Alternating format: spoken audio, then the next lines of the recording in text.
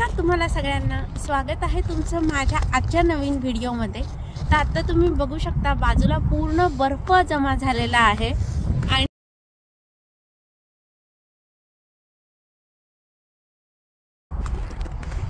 आणि आजच्या व्हिडिओची सुरुवात मी ह्या मस्त अशा बर्फामधूनच करत आहे।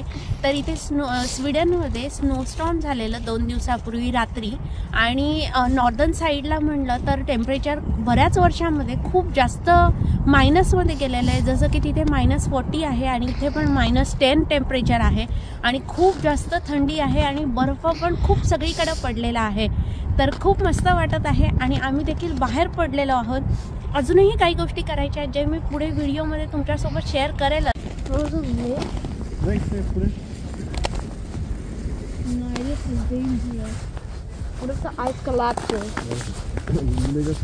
तसं नसतं होत।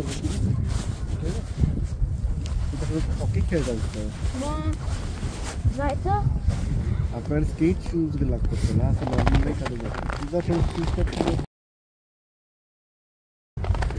आणि इथं हा लेक आहे, तर हा लेक तुम्ही बघू शकता पूर्ण फ्रोझन झालेला आहे आणि ह्याच्यावर देखील आईस स्केटिंग करत आहेत मुलं।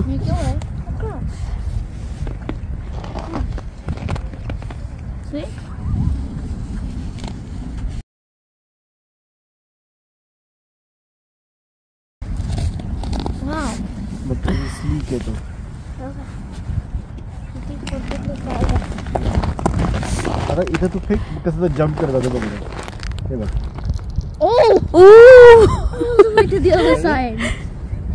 त्याच्यामुळे इथे स्केटिंग करत आहेत की ते व्यवस्थित तुम्हाला स्केट्स करता येतात। कशावर जायचं?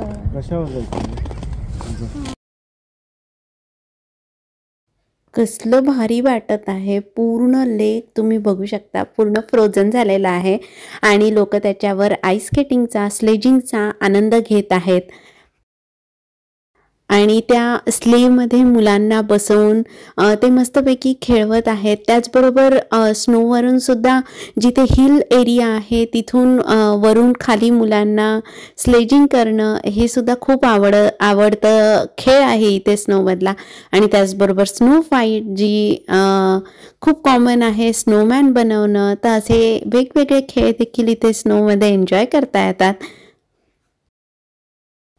आणि स्टॉकहोम म्हणजेच नॉर्थ साईड येते स्वीडनची, तर तिथे दरवेळेस खूप जास्त स्नोफॉल होतो आणि तिथे मागच्या 25 वर्षामध्ये पहिल्यांदाच टेम्परेचर -43 डिग्रीपर्यंत गेलं। त्यामुळे भरपूर जास्त थंडी आहे आणि त्याचबरोबर मी आधी जसं सांगितलं तसा मी जिथे राहते त्या सिटीमध्ये देखील खूप जास्त स्नोफॉल होत नाही। लास्ट इयर आम्ही स्टॉकहोमची ट्रिप केली होती आणि असा स्नोफॉल एन्जॉय केला होता तिथे जानेवारीमध्ये, परंतु यावर्षी मात्र आम्हाला इथेच खूप जास्त स्नो एन्जॉय करायला मिळाला। त्यामुळे पहिल्यांदाच इथे पण खूप जास्त असा स्नो पडलेला आहे।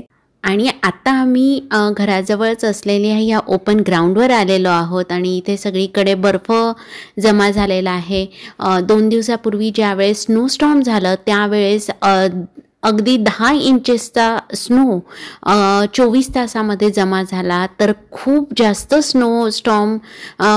खूप जास्त स्नोफॉल झालेला आहे आणि त्यामुळे बऱ्याचसा ट्रॅफिकवर सुद्धा अफेक्ट झाला, जसं की काही ट्रक्स आणि कार्स देखील ह्या स्नोस्टॉर्ममध्ये अडकलेल्या होत्या, ज्यांना नंतर रेस्क्यू करण्यात आलं। सो थोडक्यात म्हणजे आपल्याकडे जसं खूप जास्त पाऊस पडल्यावर रस्ते बंद होतात, तसंच काहीसं इथे पण झालं होतं स्नोस्टॉर्ममुळे।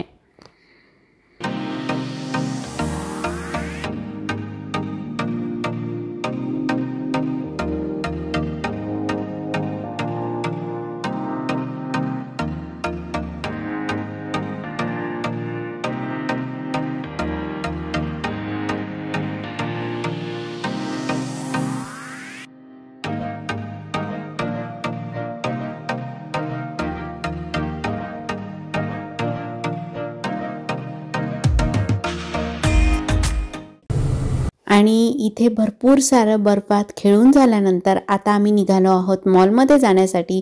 आणि मॉलमध्ये जात असताना बाहेरचं जो व्ह्यू आहे तो खूप मस्त वाटत आहे. तो एन्जॉय करत करत आम्ही मॉलमध्ये पोहोचलेलो आहोत.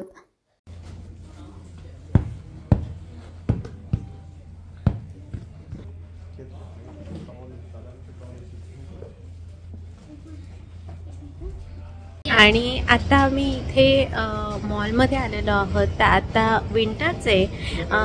विंटरचे इथे खूप सारे डिस्काउंट्स असतात. सगळ्या शॉप्समध्ये ऑलमोस्ट तुम्हाला सेल सुरू असलेले दिसतील आणि हा बेस्ट टाईम आहे तुम्हाला जर काही शॉपिंग करायची असेल तर त्यामुळे आम्ही आलेलो आहोत बघायला की काय काय ऑफर्स आहेत. आणि सगळ्याच म्हणजे अगदी इलेक्ट्रॉनिक वस्तूंपासून क्लोथ्सपासून सगळ्या गोष्टींवर आता बऱ्यापैकी डिस्काउंट्स असतात.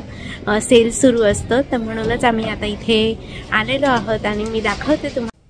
आणि आता मी आहे इथे असलेल्या टॉय शॉपमध्ये. तर ह्या टॉय शॉपमध्ये देखील काही टॉईजवर किंवा काही गेम्स आहेत त्यावर सेल सुरू आहे. डिस्काउंटेड प्राईसमध्ये तुम्हाला त्या गोष्टी मिळत आहेत.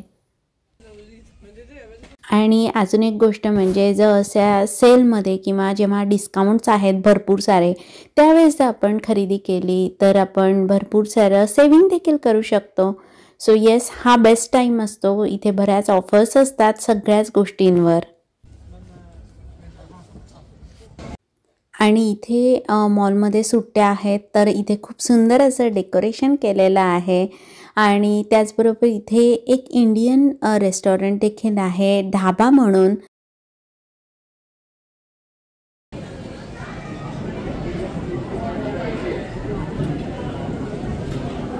स्वीडनमध्ये खूप साऱ्या गोष्टींचं रिसायकल केल्या जातात. खूप साऱ्या गोष्टी इथे रिसायकल केल्या जातात. आता ही समोर जी तुम्हाला मशीन दिसत आहे ह्या मशीनमध्ये तुम्ही तुमचे यूज बॅटरीज त्याचबरोबर यूज केलेले लॅम्प्स वायर्स हे इथे रिसायकल करू शकता.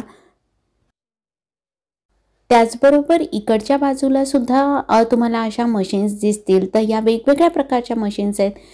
याच्यामध्ये प्लास्टिक बॉटल्ससाठी एक मशीन आहे. त्याचबरोबर ग्लास बॉटल्ससाठी एक वेगळी मशीन आहे. सो अशा पद्धतीने इथं रिसायकलिंगला बरंच महत्त्व दिलं जातं.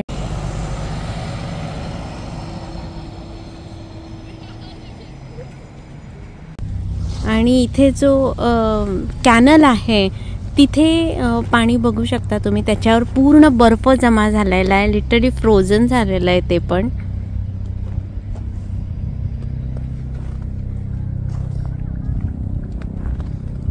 आणि आत्ता पण टेम्परेचर सूर्य दिसत आहे परंतु टेम्परेचर मात्र भरपूर -5 मध्ये आहे.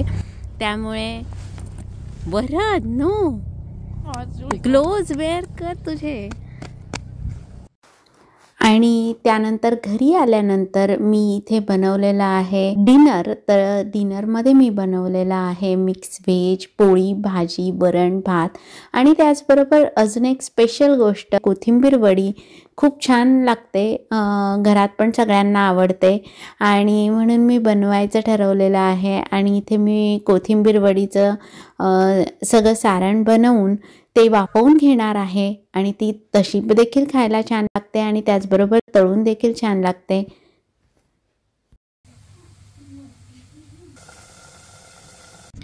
आणि इथे सगळ्या कोथिंबीर वड्या माझ्या तळून झालेल्या आहेत आणि मी अशा पद्धतीनं आता सर्व करत आहे. मस्त दिसत आहे, एकदम टेम्पटिंग वाटत आहे. आणि हा होता माझा आजचा व्हिडिओ. आय होप तुम्हाला बघायला आवडला असेल. जर तुम्हाला आवडला असेल तर व्हिडिओला लाईक करा. जर तुम्ही चॅनलवर नवीन असाल तर चॅनलला सबस्क्राईब नक्की करा. पुन्हा भेटूत एका नवीन व्हिडिओमध्ये. तोपर्यंत तुमची काळजी घ्या. बाय.